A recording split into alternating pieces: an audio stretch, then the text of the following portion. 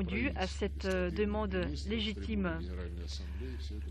Donc c'était quelque chose qui a été clarifié en détail de la tribune des Nations Unies. Maintenant, nous attendons des messages depuis Paris, depuis d'autres capitales européennes sur nos relations avec le Mali. Donc j'ai déjà donné des commentaires, ce sont les instincts néocoloniales qui ne sont pas toujours morts et qui empêchent nos collègues occidentaux à comprendre les réalités du monde.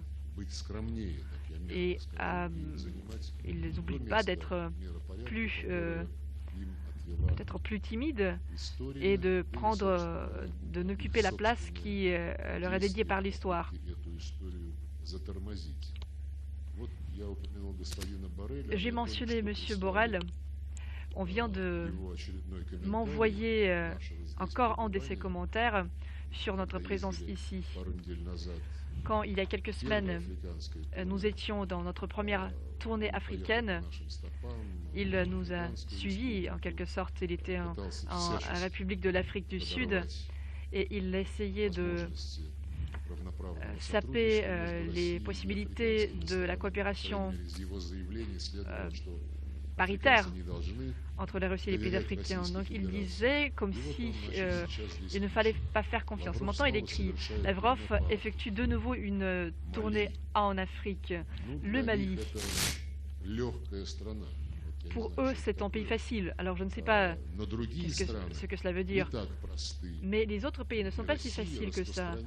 Et la Russie fait propager des mensonges partout sur les responsables de ce qui se passe dans le monde. Alors, ce sont les propos de la personne qui n'arrive pas à cacher les idées racistes, son appréciation raciste du monde. Comme vous savez bien, récemment, il a dit que l'Europe, c'était le jardin florissant. Alors, donc lui, c'est jardinier, si je ne m'abuse. Et il disait aussi que l'Europe est entourée par la jungle.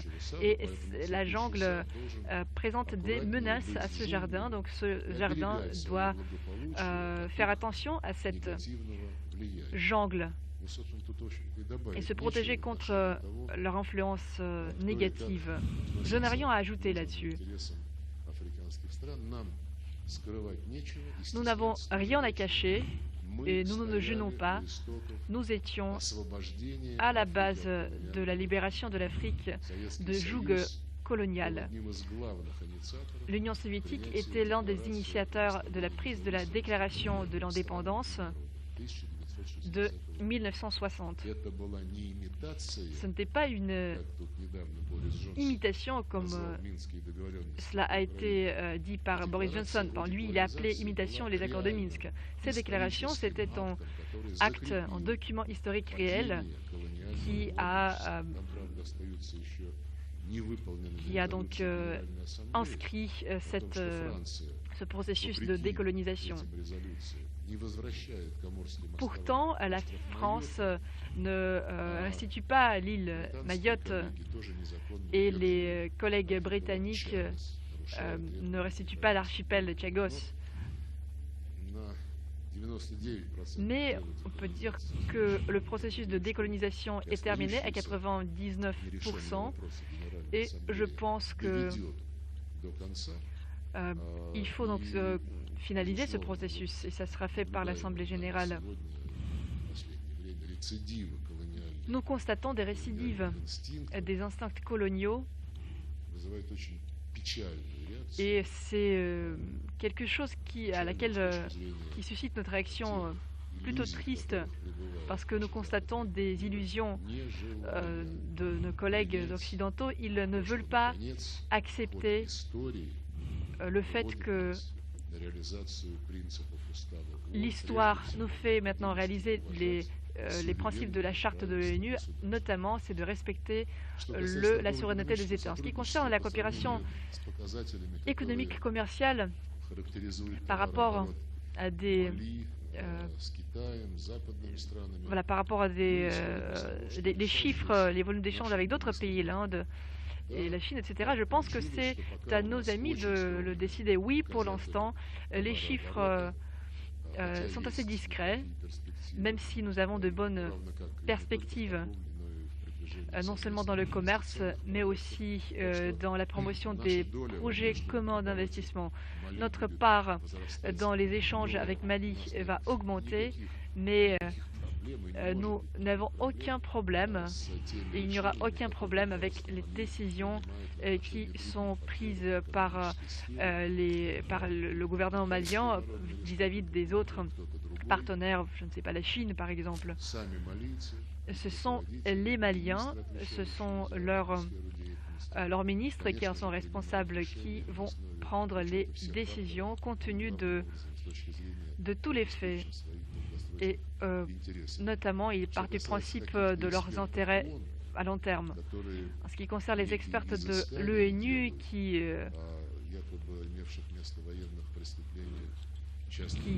font des enquêtes, certaines enquêtes, notamment sur la société Wagner. Donc je ne sais pas quels sont ces experts qui ont le pouvoir d'envisager des aspects des crimes militaires.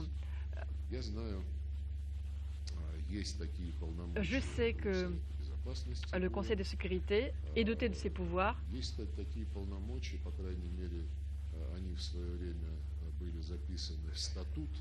Alors ces pouvoirs ont été inscrits dans le statut de la Cour pénale internationale.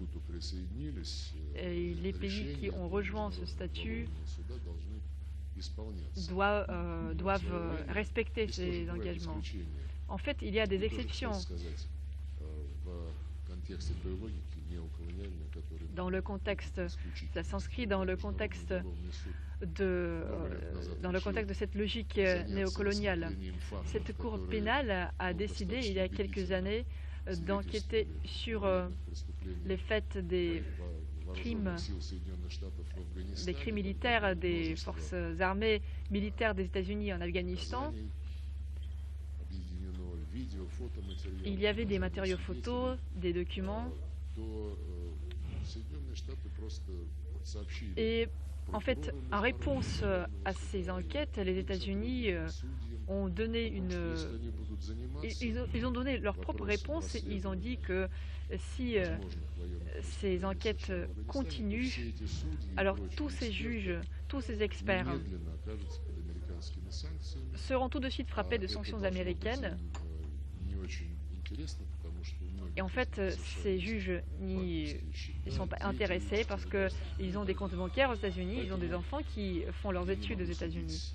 Donc, je ne peux pas parler je ne sais pas quelles sont les motivations de cette Cour pénale, et c'est discrédité à mon avis, par l'exemple édifiant que je viens de citer.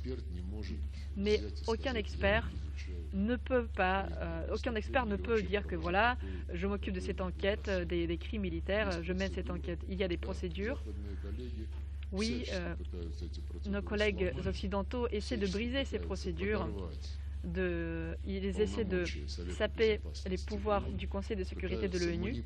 Ils essaient de manipuler l'Assemblée générale en violation flagrante des pouvoirs de cet organe conformément à la charte de l'ONU, et donc ils essaient ainsi de manipuler le secrétariat de l'Organisation des Nations Unies.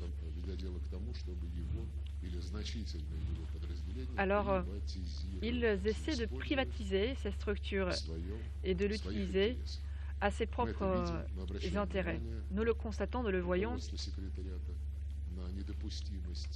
Nous prêtons l'attention du secrétariat à l'impossibilité et l'inacceptabilité de poursuivre ces tentatives. Mais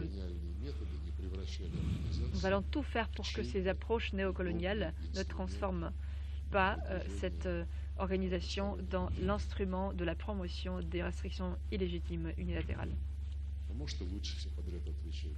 Oui, peut-être c'est plus intéressant, c'est plus